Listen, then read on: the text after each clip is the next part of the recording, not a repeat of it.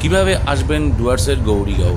প্রথমে কাঞ্চনকন্যা এক্সপ্রেস ধরে নিউমাল জাংশন, সেখান থেকে 15 মিনিটের রাস্তা পেরিয়ে Chalsa station level crossing cross করে আঁকাবাঁকা পথে সবুজের কোলে রিসর্ট।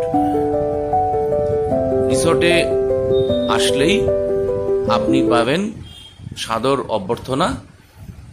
রিসর্ট থেকেই আপনি ঘুরে দেখতে পারবেন 7 পয়েন্টস, লাভা, লালঝামেলা বস্তি, জলদাপাড়া ইত্যাদি নানা দর্শনীয় স্থান।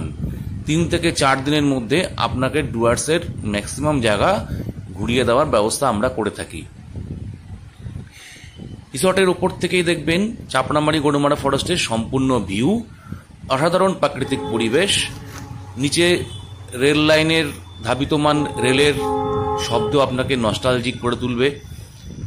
ভোরবেলা ঘুম থেকে উঠে শুনবেন পাখির নানা মিষ্টি ডাক। অসংখ্য পাখি এখানের বাস।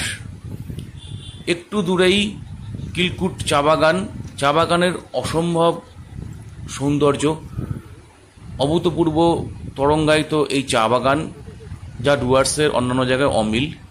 এই কিলকুট টি গার্ডেন একটা বিস্তীর্ণ অঞ্চল জুড়ে রয়েছে। এখান থেকে দেখতে পাবেন আপনি মূর্তি নদী, ব্রিজ এবং চাপড়ামারি ফরেস্টের গোটা এরিয়াটা। আছে খ্রিস্টানদের চার্চ, নিচে নেপালি অধ্যুষিত গ্রাম, পাশেই চলে গান বাজনার আসর। আছে খেলার মাঠ, যেখানে ক্রিকেট খেলা হয়। পাহাড় কেটে তৈরি ব্যাডমিন্টন কোর্ট। এছাড়া রিসোর্টেই আছে অন্যান্য খেলাধুলার জায়গা, বাচ্চাদের মনোরঞ্জনের আদর্শ পরিবেশ। একটু দূরেই মঙ্গলাবাড়ির হাট। একটা টোটো নিয়ে সন্ধ্যাবেলা বেরিয়ে পড়তে পারেন হাটে। গ্রাম্য পথে ফিরতে আপনাদের ভালোই লাগবে, সাথে থাকবে কোকিলের ডাক।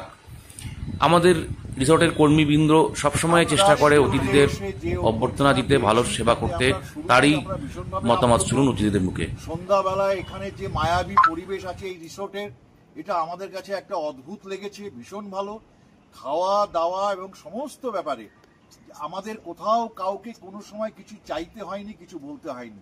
এত সুন্দর ব্যবস্থাপনা, সর্বোপরি এখানে যারা পরিচালনা করছেন এবং এই রিসর্টের যিনি মালিক, তাদের আন্তরিক ব্যবহার আমাদের আপ্লুত করেছে। আমরা আবার আসবার অঙ্গীকার করলাম।